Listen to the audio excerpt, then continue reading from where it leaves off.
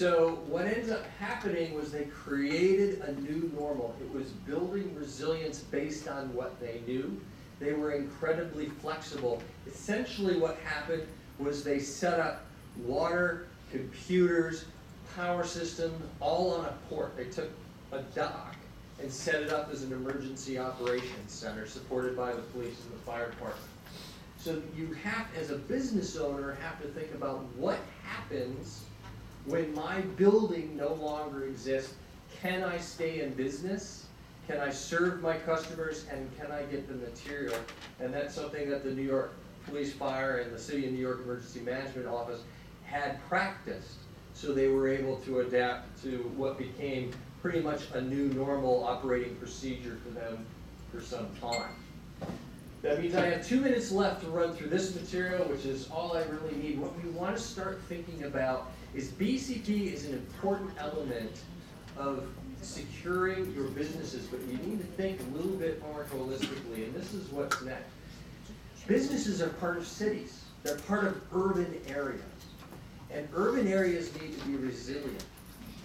And businesses need things like people, transportation systems, roadways, infrastructure. And so what you're going to be seeing very soon, in addition to talking about business continuity plan, is this type of element of urban resilience, where there's an importance in governance networks, the flow of how societies operate, the built environment and ecosystems, and what we heard a little today, unfortunately you didn't get to hear it, but the social dynamics in the city. How to recreate resilient cities, because you can have a business continuity plan, but if the buses do not work, how are your employees going to get to work? But you can account for some of this in your business continuity plan. And so you have to think of BCP as a holistic survival tool. It's one element of creating resilience. Some of the questions that we will be asking here very shortly to get you started is, what are the disaster scenarios that are relevant to your area?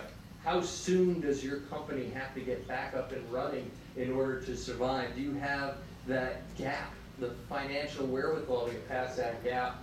What are some critical resources?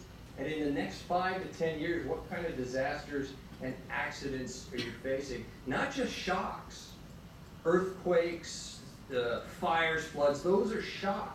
But what about long-term stresses?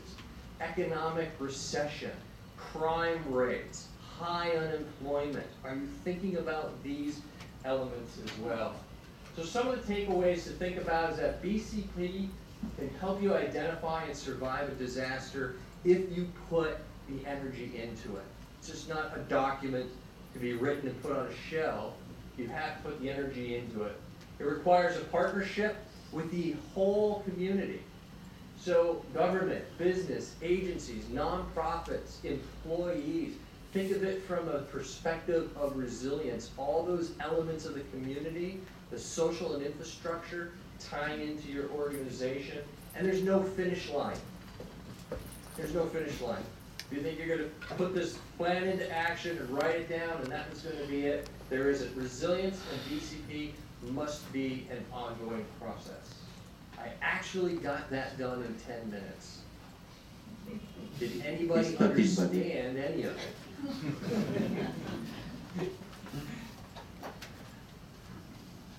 Okay, is there any question for Scott? Any burning question that you must ask now? Anyone? I think it's after lunch. I swear they pay me by the hour, so somebody help me out here. Anyone has any questions? Okay.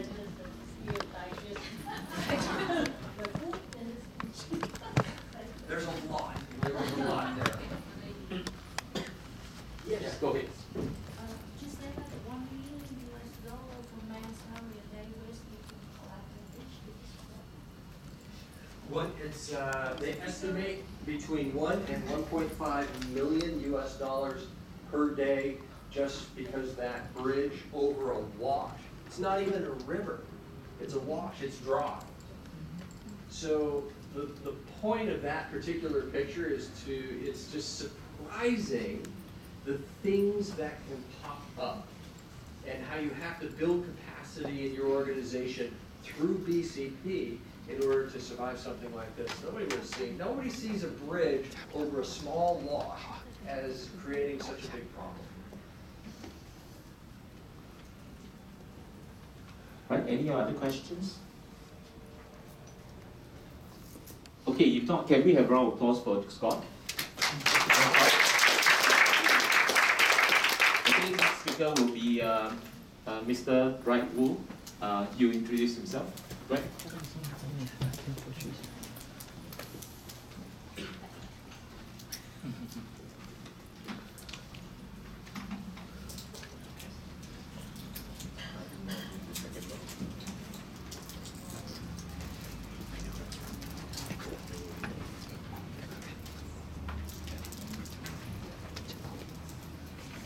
Okay, thank you very much for the organizer and to come here. And I have a feeling, for me, APEC just sounds like an Asia Impact. It means that we have good speakers, and most importantly, there's so many experts as you to participate in this forum and workshop and make this workshop so significant. So I'm here as like a initiator to initiate different kind of ideas, story, even the questions, and we will try to provide some answer, maybe not, and maybe try to provide some direction to think what kind of best options we can have. So I would begin to think. I lay down the major issue into three small questions. First of all, does it really matter for the software client or business with or without BCP? Okay, so this is the first question come to my mind. And the second, what do you have any suggestion for well prepare the disaster or pre-disaster incident? Okay. And the third one, is the most the boss or CEO emphasize what's the benefit and cost. So for the later on, I would like to use a so-called elevator pitch, try to emphasize each point. Very shortly, but just let us to think, to discuss, or even the debate. Okay. So the first one. The Balfour is international disaster recovery company. So we help our clients a lot in Thailand and in Japan, even in the event like 911. And that's our experience. And for here, we have so many participants from insurance viewpoint. And I just take some from the field, from like Mujiri, like L.R. Marsh, Jardine, and Williams Reed. There are so many the ideas now concerned about this issue. And that's a picture we took in Thailand. And you see the sufferer hold their claim, a piece of paper, and who gonna help them if the insurance company was flooded? So you may think, if you were him, what you gonna do? Okay? And so from our viewpoint, we began to think, what's the linkage or what's the differences between the BCP and the BIA and ERP? That's we developed about this idea, the framework. The first one, what we call pre-damage or pre-incident stage. There's three key elements. One is the BIA, business impact analysis. The second one is the ERP, disaster recovery plan. And the third one, the topic today, is BCP. Okay? And after damage service, we will suggest our client to have a quick emergent response, and we will suggest the client to do some recovery work, and then they will continue their business continuity project or some sort of plan. And what we here is bring so many cases and so many the project we serve the client. Those experience bring into the pre-incident stage and use case study as a scenario to have them be aware of it. Otherwise, people were out of their scope because they didn't have such experience. Okay, so we will try to use a case study as a scenario, try to test, try to emphasize or remind them this is a very important stage, or this is the key. What's the lesson that you will get? Okay, so this is something we will try to provide our client with this framework. Okay, and when a disaster happens, there's a different kind of stakeholder get involved, and you can see there's some insurance broker try to give the advice to the client, and there's some loss adjuster try to estimate what's the loss damage assessment, and also there's an insurance company that will try to provide coverage for the damage. Okay, and oftentimes when we approach the client, we suffer the client, they will become panic and don't know what to do because they didn't have any plan on hand. So we will, let's 3 key points we learned to promote the DRP. First of all, the DRP is a so-called standalone module. So without BCP, you still can have this module to operate or to plan. And when you have a BCP plan, you can have integrate very nicely. Okay, so that's our experience, first of all. And you can see from the step 5 to 7 at the BCP guidebook. Okay, the second one is that DRP is a sort of bottom-up approach, and I'll elaborate this idea a little bit more later. And the third one is that you can use DRP as a checklist for the loss control, and it will be helpful for you to estimate to what extent my cost will be. Okay, so the DRP is a very powerful tool for people to prepare in advance. Okay, for the second one is that from our experience, we see BCP is kind of a top-down approach, and you will have a very strong top management like a CEO to emphasize it. So it's a top-down approach, and DRP is some sort of bottom-up because you need to recover every tool, every critical equipment. So each operator or engineer need to have hands-on experience or guideline. How could we to recover this tool and to reduce the cost? And you can see from the BCP viewpoint, it could be only one of 10. I mean, the top management, just only a few people to make a decision, right? To make a strategy. But for the rest of it, like maybe 8 of 10, you'll be a majority of people.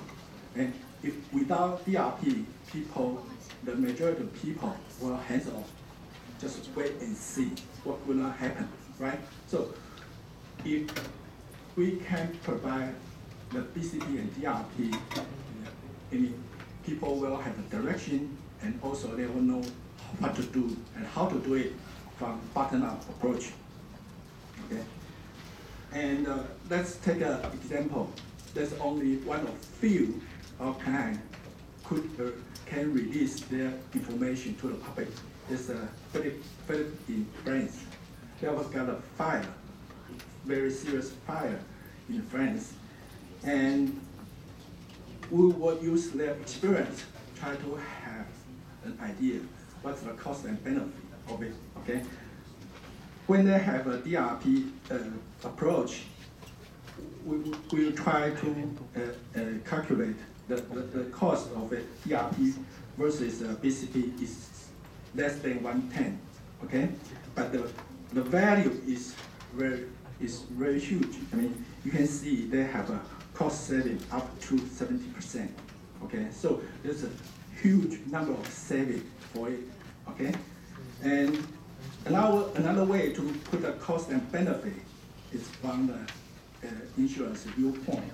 Okay, here I got a survey from the British Insurance Business Association. They, under the government instructions, they want try to survey the different key insurance company to look at what's their viewpoint of a BCP. And they find that the value of BCP is very interesting. First of all, it can use to improve the client competitiveness. Okay, and the second one is help client to continue their service during the destruction or more serious emergency. Okay. The third one is to reduce insurance premium and excess. However, they find a very interesting point that for insurance company, that BCP could be a condition of covering for high risk business interruption exposition, rather than give them the discounted premium. Okay, so it's idea of risk transfer to mechanism. I mean, when you have BCP or PRP. Okay, so from the conclusion, I would borrow the Mr. Shakespeare to be or not to be. There's a questions. And also, you can see to DRP or not to DRP, there's a questions. Okay, and the final catch is from our good partner.